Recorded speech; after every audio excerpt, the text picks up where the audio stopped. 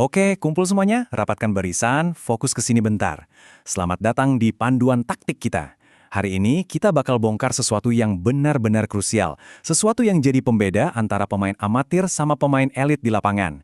Kita akan membedah kelas master dari pelatih Mike Scubala tentang teknik menekan atau pressing defensif. Banyak pemain mikir kalau bertahan itu cuma soal bereaksi aja. Pokoknya laris kenceng-kencangnya ngejar bola sampai napas mau habis. Wah, itu omong kosong.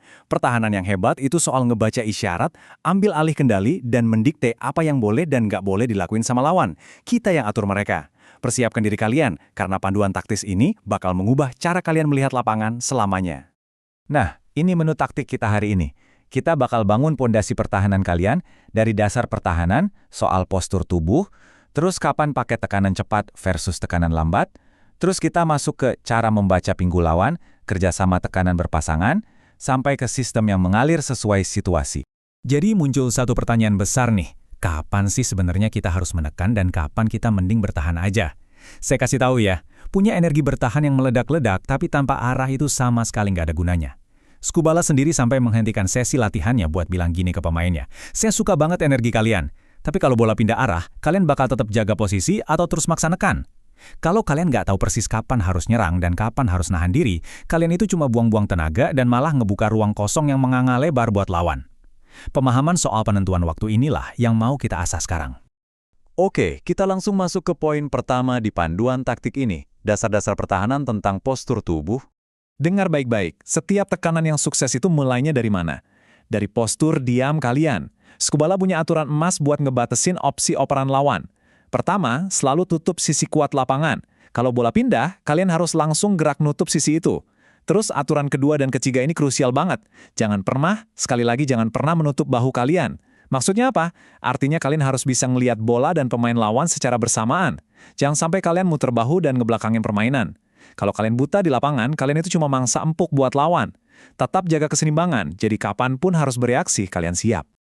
Lanjut ke bagian kedua, kita bahas bedanya tekanan cepat versus tekanan lambat. Begitu postur kalian udah benar, kalian dituntut buat langsung ambil keputusan cepat. Tekanan macam apa yang pas buat situasi di depan mata? Nah, tekanan cepat itu agresif banget. Kita melesat, nekan lawan, paksa mereka bikin kesalahan, dan tendang bolanya keluar. Di sisi lain, ada tekanan lambat. Ingat, lambat bukan berarti kalian males-malesan ya. Ini gerakan yang sangat diperhitungkan. Scubala ngajarin buat memblokir jalur operan ke arah dalam. Lewat tekanan lambat ini, kita sebenarnya lagi menggiring penyerang ke area yang aman buat kita. Kita paksa mereka memutar arah dan ngerusak opsi terbaik mereka. Coba resapi kalimat ini. Kita sebenarnya bisa mendikte apa yang kita inginkan secara defensif di sini. Ini filosofi yang harus nempel di kepala kalian. Buang jauh-jauh pikiran kalau pemain bertahan itu tugasnya cuma nunggu dan ngerespon penyerang. Enggak sama sekali. Kitalah yang pegang kendali. Lewat postur dan kecepatan lari kitalah yang mendikte kemana tepatnya lawan boleh bergerak. Kita arahkan mereka masuk ke jebakan kita. Sekarang kita masuk ke bagian ketiga. Ini yang paling rahasia. Membaca pinggul lawan.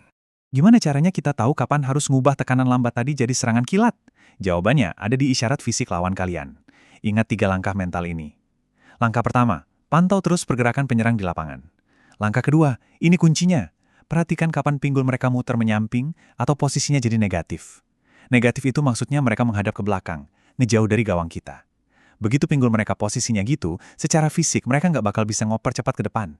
Nah, langkah ketiga, itu lampu hijau buat kalian. Langsung terjang dan potong jalur operan mereka. Scubala bilang, terjang dan potong jalur operannya secara agresif. Ledakan tenaga kalian di momen ini. Kenapa sih ini penting banget? Logikanya gini, kalau kalian nggak motong jalur operan itu lebih awal, pas pinggul mereka udah negatif, akhirnya mereka bakal berhasil ngoper. Dan tebak siapa yang harus lari capek-capek ngejal bola lagi? Kalian. Terjang lebih awal dan hemat tenaga kalian buat sisa pertandingan. Hancurkan serangan mereka, bahkan sebelum serangan itu benar-benar terbentuk. Bagus banget, dasar individu udah kalian pegang, sekarang kita naik level ke bagian 4, kerjasama tim dalam tekanan berpasangan. Ingat, futsal atau sepak bola itu olahraga tim. Kuncinya ada di manuver terkunci atau locked in. Ini sinkronisasi pertahanan 2 lawan 2. Aturannya jelas, kalau satu pemain maju ngasih tekanan pertama, temennya nggak boleh diem aja tontonin. Sang partner harus langsung baca pergerakan. Kalau penyerang lawan itu drop off atau mundur, partner ini harus secepat kilat ngasih perlindungan di sisi sebaliknya. Kalau kalian nggak komunikasi di sini, celah pertahanan kalian bakal langsung diobrak-abrik sama lawan. Komunikasi sama sinkronisasi itu harga mati. Semua yang kita bahas tadi akan bermuara di bagian kelima ini, sistem yang mengalir dan ngebaca situasi. Skubala itu nggak mau pemainnya jadi robot yang cuma ngikutin aturan kaku. Dia nggak bakal terus-terusan teriak, kamu maju ke sini, kamu mundur ke sana. Tujuan utamanya adalah ngebangun sistem 211 yang mengalir bebas, di mana kalian sebagai pemain bisa merasakan bahaya secara insting. Sistem di mana kalian sendiri secara sadar nanya, oke, gue harus maju nekan sekarang, atau mending ngunci pergerakan buat jaga keseimbangan tim. Kesadaran spasial organik macam inilah yang bakal bikin pertahanan kalian solid dan nggak tertembus. Sebagai penutup sesi hari ini, saya mau kasih pertanyaan ini ke kalian. Apakah selama ini kalian cuma asal ngejar bola aja, atau kalian yang mendikte jalannya permainan? Mulai besok pas kalian injak lapangan, ingat baik-baik postur bahu kalian. Perhatikan pinggul lawan kalian. Terus tentukan, ini waktunya tekanan lambat atau cepat. Berhenti jadi pemain yang cuma bereaksi dan habisin nafas doang. Kuasai pemicu-pemicu taktis ini, ngobrol sama partner kalian di lapangan, dan mulailah mendikte pertandingan.